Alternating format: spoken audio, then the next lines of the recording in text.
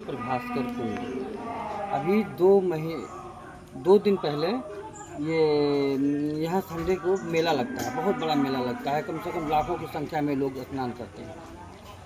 लेकिन कर्म जब विधान होता है किसी का तो उसका स्नान इसी में होती है, कर्म विधान अलग अलग होता है। तो पहला नाम इसका प्रभास्कर कुंड, भाद्र शुक्ल सप्तम रविवारा तीर्थ प्रभास्कर भाव तारा भादों का महीना सप्तमी तिथवार पक्ष में इसकी उत्पत्ति हुई। भगवान शंकर की तपस्या के द्वारा यहाँ पे जब भगवान शंकर ने तपस्या किया है तो माता पार्वती को जो प्यास ने सताया है तो सूर्य देवता ने अपनी किरणों से जल दिया है। उसी जल को देख करके उनकी प्यास बुझी और स्नान किया। जल सिमट कर जो है कुंड का रूप ले लिया।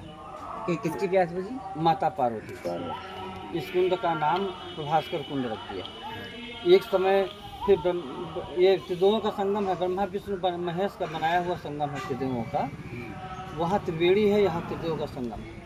तो कुछ लोग संगम बोलते हैं, कुछ लोग सूर्य कुंड बोलते हैं, कुछ लोग जो है पाप मुक्त सत्याहरण बोलते हैं। जिसके जो दिमाग में आता है वो वही नाम ले देता है।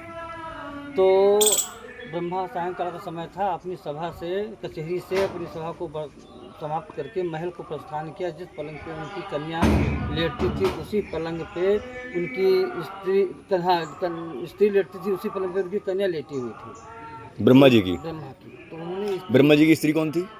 ब्रह्माणी जिस पलंग पे लेटा करते थे उसी जगह उसी पलंग पे उनकी कन्या लेटी हुई थी जी। उन्होंने स्त्री भाव से जगाया, हे प्रिय उठो भी सोने का वक्त नहीं है। कन्या बेटी पिताजी क्या बात है, तो कहा मुझे तो ब्रह्मदोष लग गया, ये तो हमारी पुत्री है।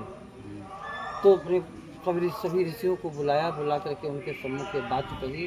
तो उसमें से बोले, ब्रह्मा के मानस पुत्र नारद खड़े थे, कहने लगे पिताजी दो उपाय इसके, या तो आप सूखे पीपल के वृक्ष में उल्टा लटक लटक के धुआं पी करके प्राणांत करते हैं, या आप तीर्थ यात्रा करें जहाँ से आपका पाप दूर हो, काया कर्तन जैसी निकले, आकाशवाणी हो, हे ब्रह्मा आज से आपका दोष दूर हो गया, तो समझ लेना दूर हो गया। तो सभी तीर्थ यात्रा से नदियाँ धाराएँ करते करते यहाँ आए हैं। जब यहाँ आकर के स्नान किया, ब्राह्मणों को दान दिया, आकाशवाणी हे ब्रह्मा आज से आपका दोष दूर हो गया, काया कर्तन जैसी निकली, तो उन्होंने ब्रह्मकुंड नाम रख दिया।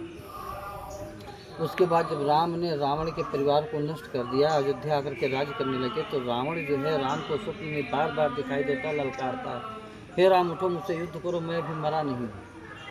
ये कहीं सपना बार बार देखने पर गुरु वशिष्ठ के पास जाते हैं, गुरु जी से पूछते, कहते हैं गुरु जी ये क्या है, रावण को तो मैंने मार डाला अपने हाथों से अपनी आंखों के सामने, लेकिन स्वप्न में क्यों ललकारता दिखाई देता? तो कहा वो ब्राह्मण था, वो जो है आपको ब्रह्मदोष लग गया। क्षत्रिय है, क्षत्रिय का धर्म फर्ज है कि गौ और ब्राह्मण की रक्षा करें। आपको जो है गौ ब्राह्मण ब्रह्मदोष लगा। कहा इसका निशान क्या होगा? दाहिने हथेली में दाग और बाल उगाया है, लखे हाथ में से आए बारा। तब रघुवंश मणि ने बेचारा देखा, वास्तव में दाहिने हथेली में दाग और बाल था, उगाया था। तो उन्होंने इसका कहा हमारा दूर कैसे होगा? कहा जहाँ से गिर जाए समझ लेना दूर हो गया। तो काशी कोरंगम बद्री नसंग सरामा सब तीर्थनेशु, तीर्थ नदियाँ धाराएँ जितनी थी करते करते लास्ट कुंड यही बचा हुआ था।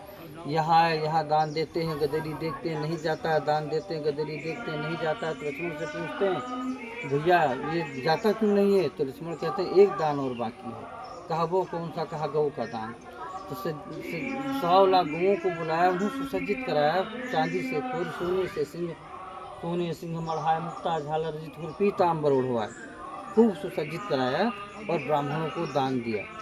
तो गौ की पूंछी में दाग और बाल जाता रहा। तो कहा हे भैया लक्ष्मण हमारा दोष दूर हो गया?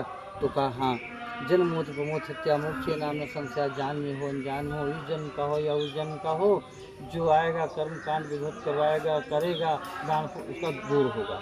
उसके बाद कहा अब इसका कुछ नाम रख देते हैं, आगे के काल में कौन जानेगा। तो उसका नाम पाप मोक्ष हत्याहरण कुंड रख दिया।